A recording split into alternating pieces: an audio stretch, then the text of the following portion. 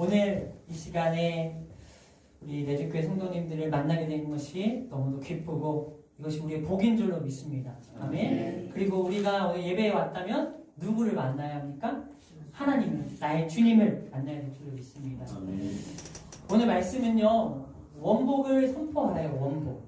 원죄란 말은 많이 들어보셨을 거예요. 근데 교회 안에서 원복이라는 단어는 많이 쓰는 단어는 아닙니다. 사실은 원죄라는 말도 성경에 있는 단어는 아니에요. 이것이 교리적으로 확정돼서 하나의 약속으로 우리가 하는 말이고, 원복이라는 말도 성경에 나와 있는 단어 자체는 아니에요.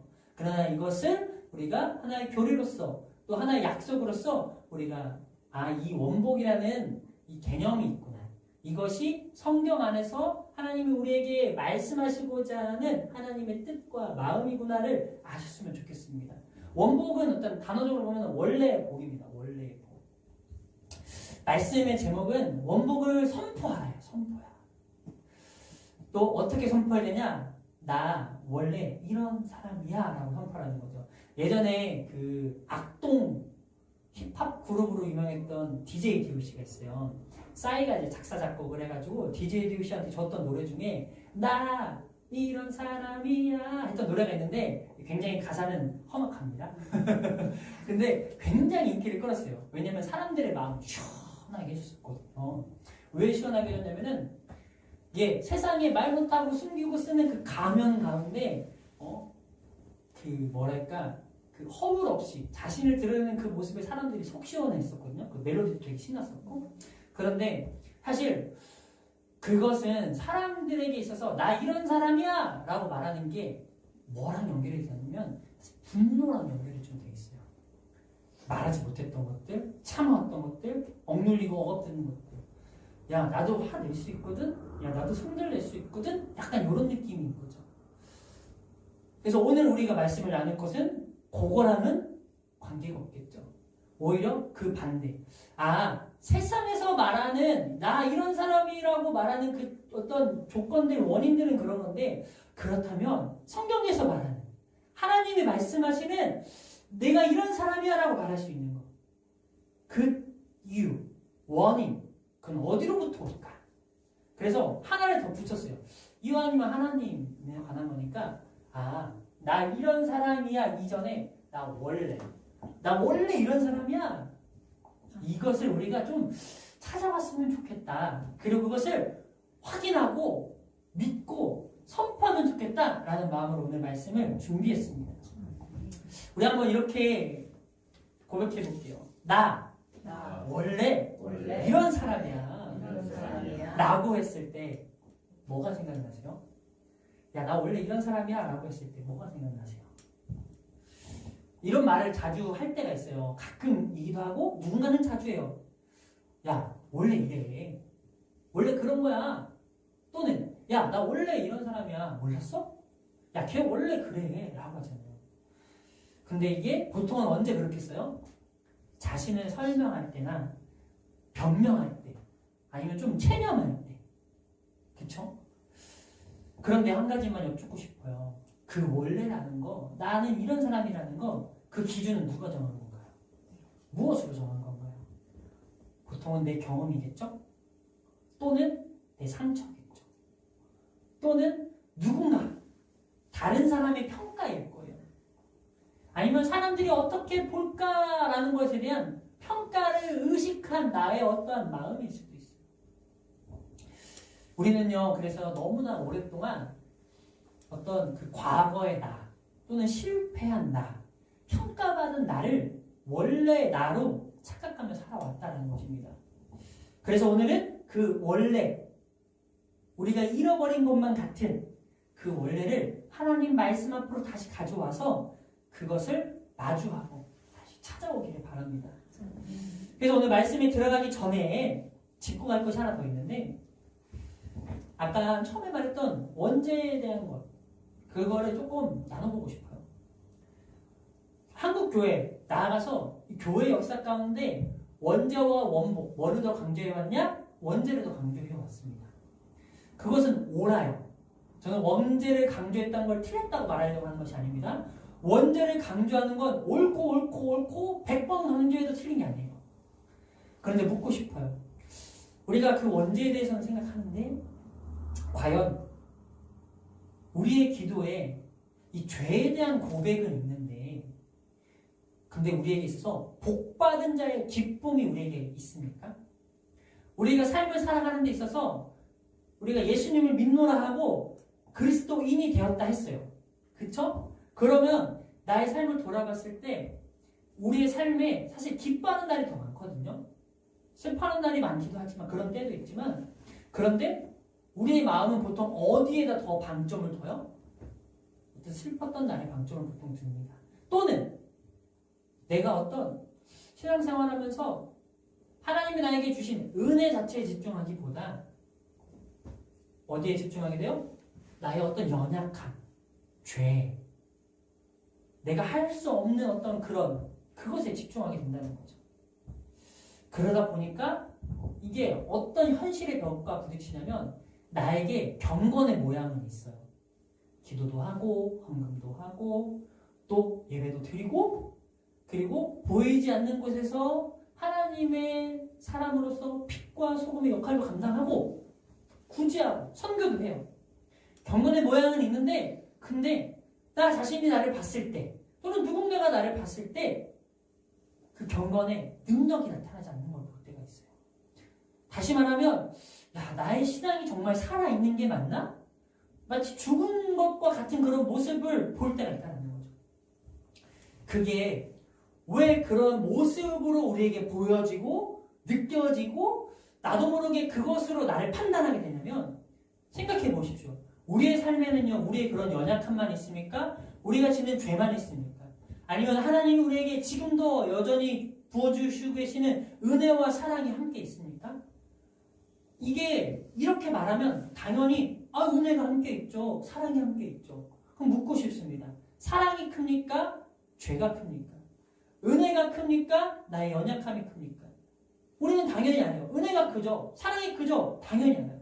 근데 정작 내가 삶의 자리에서 내가 연약한 가운데 있을 때, 죄 가운데 있을 때, 이 원죄라는 것을 마주했을 때 우리는 뭐 어떻게 반응해요? 원죄보다 큰 원복을 보지 못하고 나는 왜 이러지? 이러고 있는 거예요. 그럼 뭘 못 보는 거예요? 하나님을 못 보고 있는 거예요. 그러니까 원죄를 아는 것이 나라는 사람이 이렇구나. 내가 참 이렇게 죄인이구나. 이걸 아는 건 너무도 귀한 마음입니다. 왜냐하면 이거는 성령의 조명하심이 아니고서는 내가 죄인이라는 걸 깨달을 수 없기 때문이죠. 그리고 거기에서부터 은혜가 출발되는 거죠. 근데 이것이 은혜가 항상 크다는 걸, 사랑이 항상 크다는 것을 우리가 보지 못한다면 어떻게 되냐면 눌리게 돼요.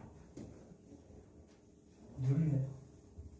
그래서 이건 곧 복음이라는 것, 하나님의 진리라는 것을 내가 알고는 있고 믿고는 있는데 마치 절반만 붙들고 있는 거예요. 그냥 죄와 피 흘리기 싸우라고 했지 죄랑 씨름하고 있는 거예요. 여러분 우리가 씨름해야 되는 것은요 하나님하고 씨름해야 됩니다.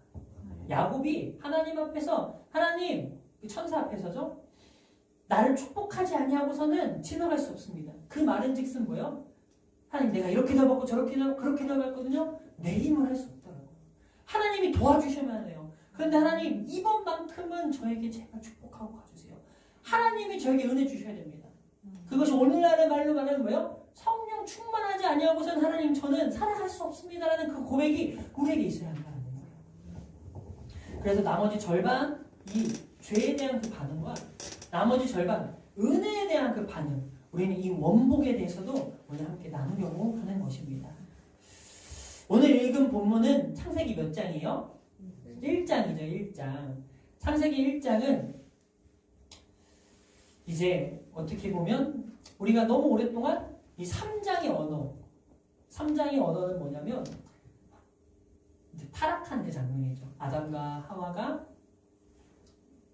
하나님께서 먹지 말라고 하였던 그 선악과를 먹음으로 인하여서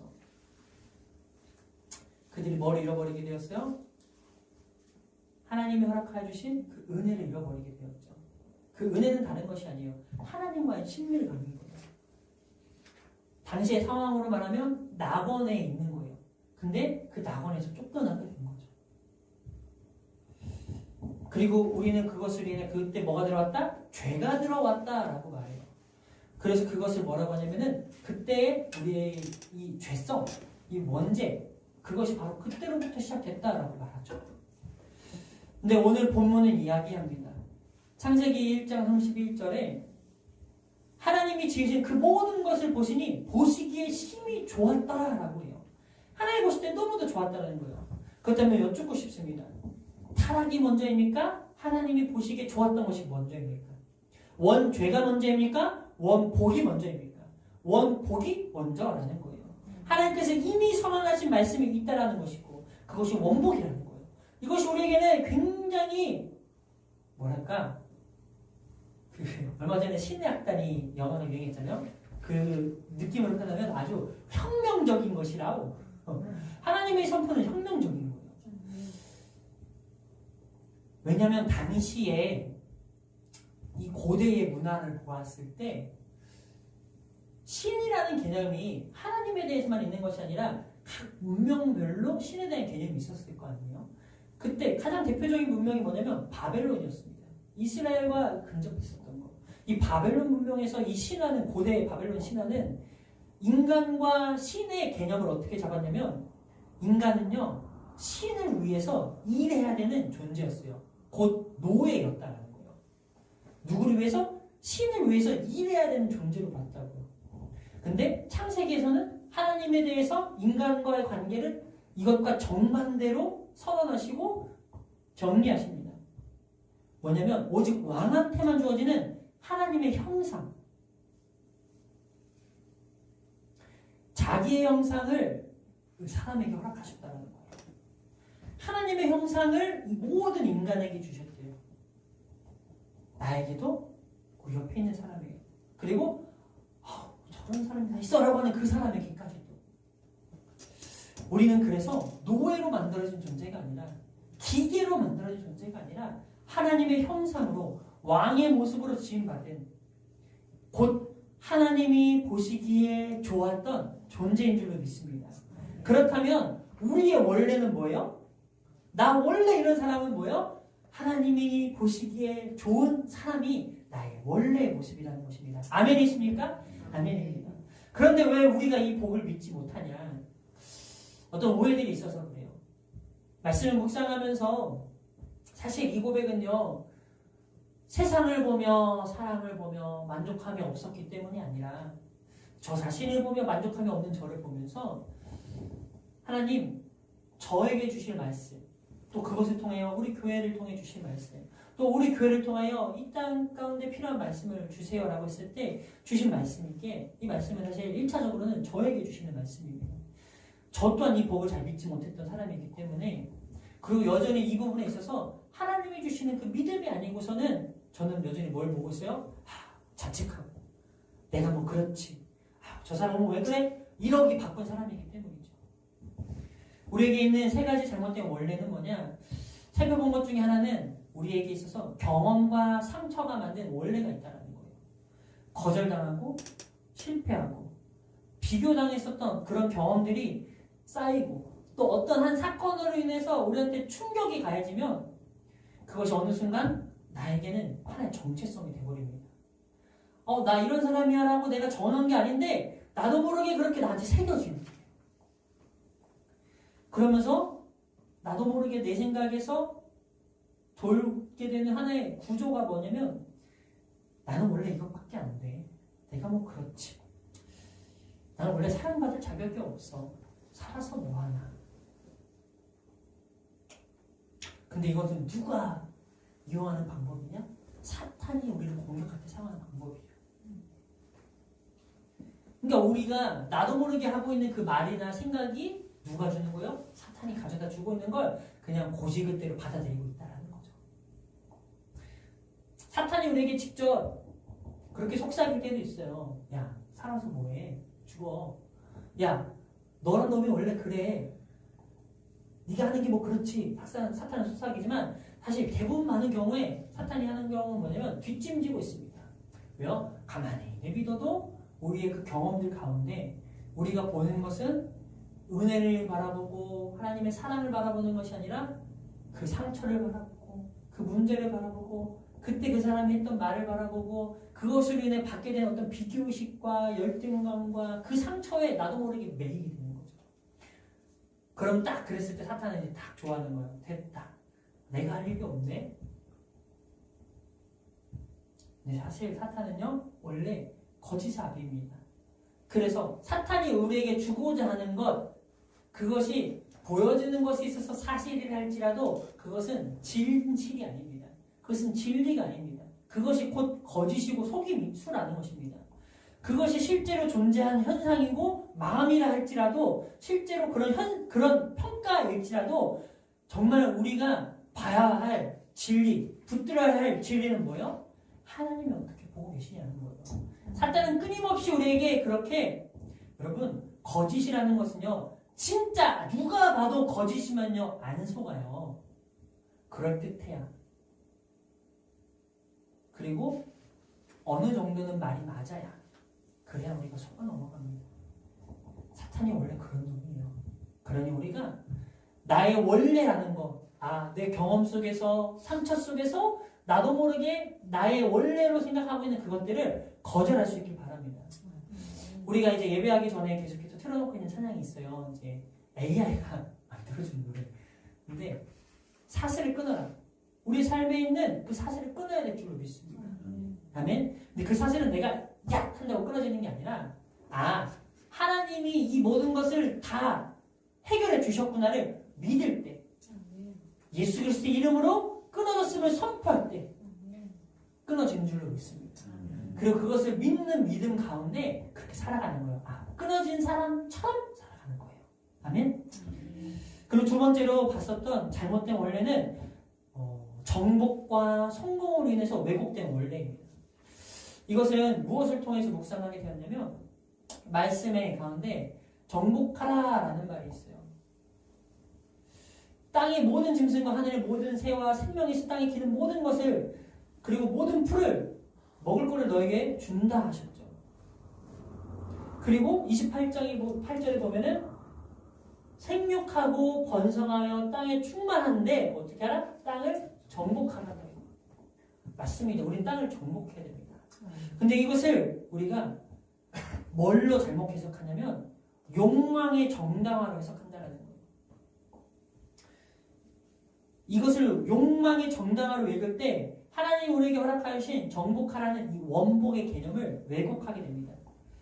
이 정복하라라는 말은 이 또한 모든 생물을 다스리라라고 하셨던 이 말씀은 원어적으로 보면 라다예요. 이건 독재자의 어떤 지배가 아니라 야 네가 하고 싶은 대로 해. 네가 원하는 대로 하기 위해서는 그렇게 해도 돼. 그런 느낌이 아닙니다. 이건 마치 왕이 백성을 돌보듯 하는 청지기적인 섬김입니다. 하물며 하나님께서 우리에게 모델로 보여주신 이스라엘, 그 이스라엘에게 있어서 왕의 개념은 뭐예요? 왕은 하나님의 대리자였어요. 말 그대로 청지기. 그래서 왕이 해야 될 일이 있다면 하나였어요. 하나로 어떤 의미상, 현재의 의미상 그건 뭐냐? 진짜 왕은 제가 아닙니다. 저의 왕은 하나님이십니다.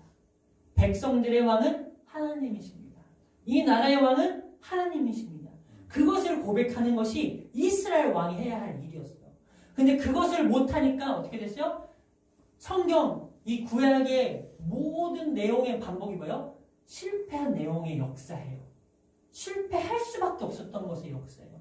그것이 우리의 모습이고요. 왜 실패하였어요?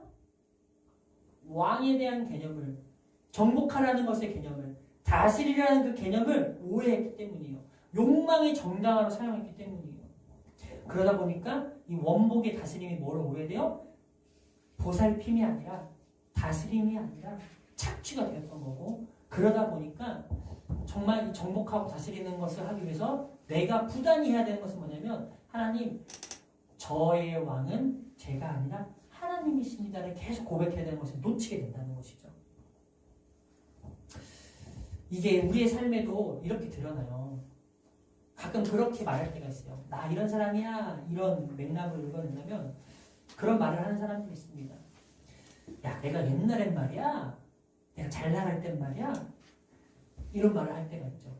그렇죠? 누구한테 말하지 않아도 속으로 생각할 때도 있어요. 왜요? 부끄러우니까. 그때는 그랬는데 지금 이러니까 내가 말 못하고 내가 속으로 야 내가 원래 이런 사람 아닌데 이렇게 생각할 때가 있거든요. 근데 이게 신앙생활에서도 마찬가지입니다. 과거에 어떤 믿음이 좋았었던 때를 내가 떠올리면서 그때가 나의 기준이 돼요. 그것은요. 제가 솔직하게 말씀드릴게요. 성공주의적 신앙입니다. 물론 이 성공이라는 단어는 반드시 필요합니다. 근데 이 성공을 뭘로 읽어낸다고요? 욕망주의적으로 읽어내고 정복과 성공 이것은 하나님의 원래를 오해시키는 그 관점이 돼버린다고요. 그러다 보니까 내 신앙의 기준이 내가 믿음 좋았다고 생각한 그때로 생각해버리니까 내 삶은 이제 어떻게 되는 거예요? 늘 그때 나와 비교의 연속인 거예요. 근데 여러분 생각해보시고 돌아보십시오. 마음에 듣겁니까? 나를 돌아보면 나 안 그랬는데 나 기도 이렇게 하지 않았는데 그러다 보니까 죄송합니다. 제가 의미상 이렇게 표현하겠습니다. 내가 할 수 있는 다른 것에서 할 수 있는 만큼 또 그 이상으로 뭔가를 하기 시작하는 거예요. 헌금을 더하기 시작한다든지 기도의 시간을 늘리기 시작한다든지 그래서 어떻게 하려고요? 그때 만족스러웠던 그때의 나로 돌아가려고 애를 쓰는 거예요. 근데 그거는 지금 어떤 모습이냐면 다스리는 자의 모습이 아니에요. 하나님의 왕되심을 고백하는 자가 아니에요. 나를 나로 볼 때 우리가 몇 주 동안 계속 봤던 것이 무엇입니까? 내가 나를 볼 때 나로 보는 것이 아니라 하나님이 보는 나로 보자고 우리가 계속 나눴잖아요. 그러니까 우리가 우리의 삶에 진정한 다스림이 역사가 일어나기 위해서는 하나님, 진정한 왕이 다스리셔야 한다는 것입니다. 내가 나를 보살필 수 있어야 한다는 것입니다. 근데 우리는 우리 자신을 보살피려 하지 않고 어떻게 하려고요? 자꾸 내 욕망에 보고 신앙의 욕망에 신앙 성공의 도구로 나를 다루려고 해요. 그 관점으로 나를 바라보니까 자책하고 남을 바라보니까 정죄하고 판단하고 이것이 우리 안에 있는 왜곡된 원래 모습이라는 것입니다. 또 세 번째로 우리에게 있는 원래 왜곡된 모습은 도덕과 율법에 억압되었다는 거예요. 한번 여쭤볼게요. 우리가 번 돈을 가지고 땀 흘려 수고한 돈을 가지고 맛있는 것을 먹으면 죄인가요? 놀러 가면 한번 이렇게 여쭤볼게요. 목사님이 해외여행을 가면 죄인가요? 목사님이 좋은 차를 타면 비싼 외제차를 타면 죄인가요? 아니거든요. 근데 우리의 인식 속에 뭐가 있는 거예요? 이미 다 있어요. 왜 그래요? 도덕과 율법이기 때문에. 그러나 제가 드린 것은 조금 이렇게 극단적으로 또한 조금 이렇게 세게 표현했지만 물론 그것이 있죠. 뭐냐면 기준을 두고 목회자로서 또 성도로서 또 인간으로서 지켜야 할 도리가 있잖아요. 또 양심이라는 게 있잖아요. 또 그 어떤 환경, 배경이라는 게 있잖아요.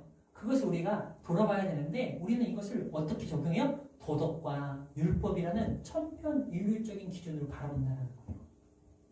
그러니까 이게 다시 나 자신의 개인에게로 돌아오는 거예요. 내가 내 삶에 누리는 것 그 자체를 나도 모르게 죄스럽게 여기는 마음이 있어요.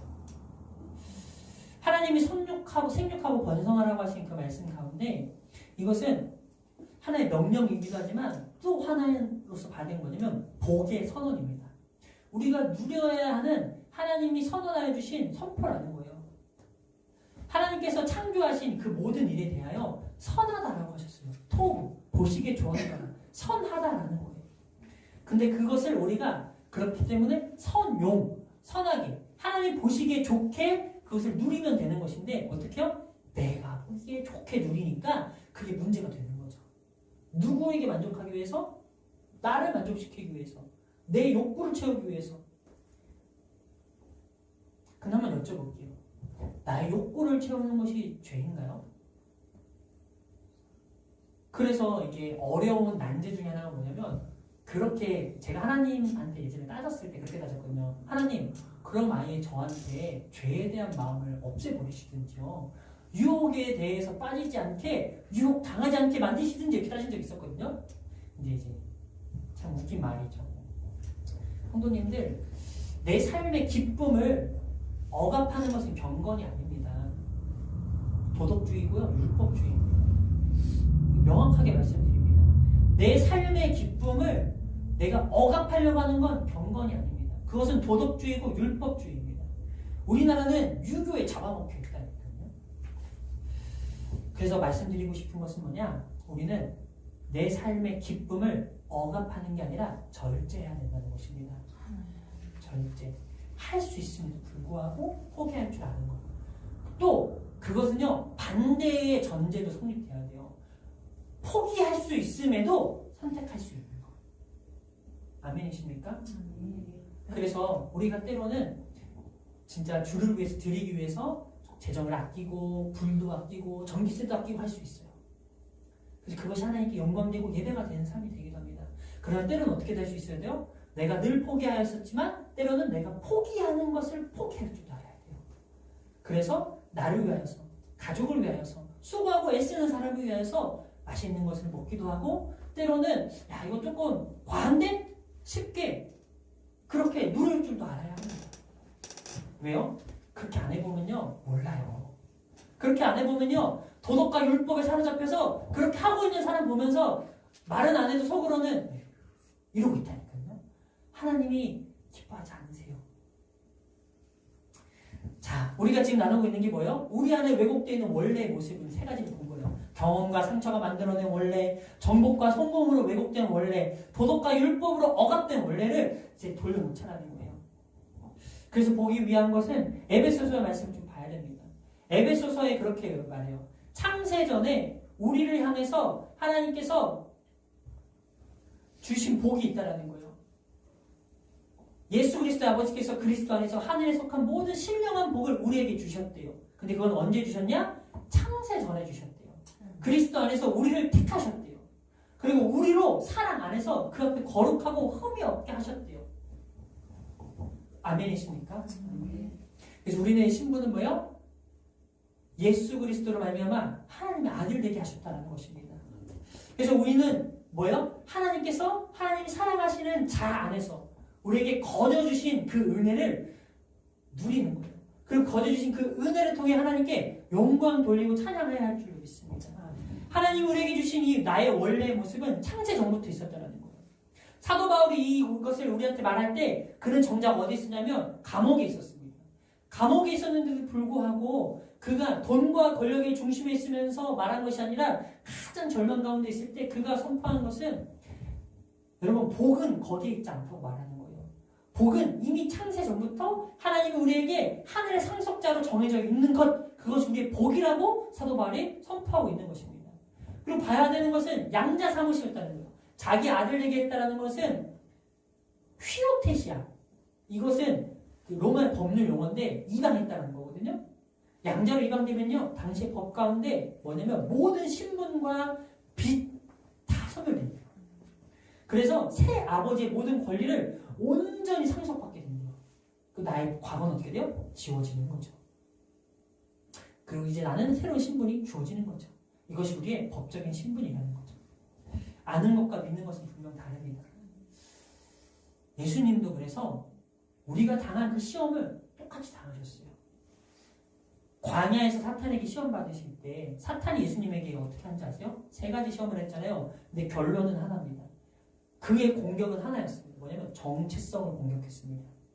네가 만일 하나님의 아들이거든 이러면서 예수님을 흔들었습니다. 그래서 우리에게 믿는 사람에게도 그렇게 공격하는 거예요. 야, 너 하나님의 아들이라며? 너 하나님의 딸이라며? 너 한번 이렇게 해봐. 너 그렇게 인간 못 받았지? 너 이렇게 해봐. 너 그렇게 못 살았지? 네가 무슨 하나님의 아들이야? 라고 해서 사탄이 하고자 하는 그 방법, 그 결론은 뭐예요? 하나님과 멀어지게 만들려고 하는 것입니다. 우리 그럴 때 어떻게 해야 돼요? 아니, 나는 이미 하나님의 사랑받는 아들이야.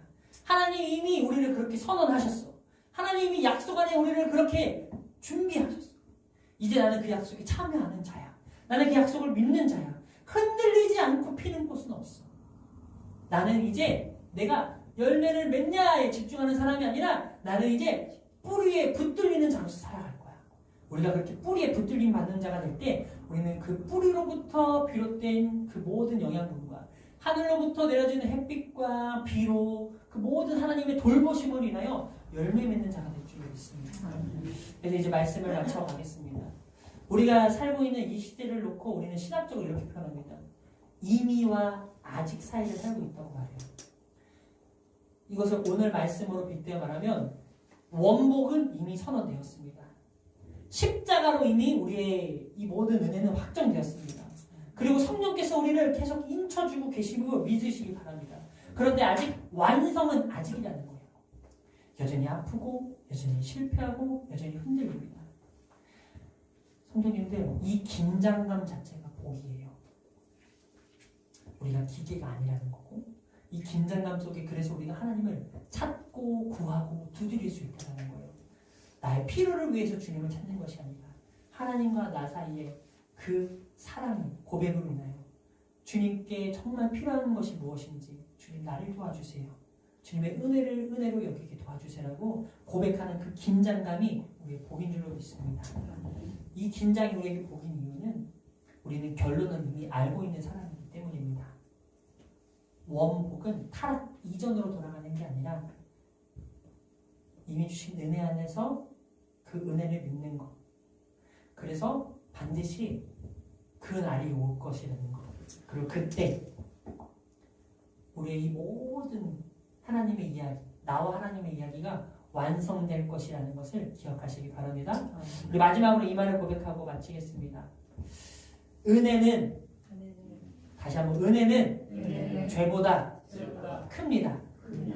사랑이 모든 것을 이깁니다. 아멘. 기도하겠습니다.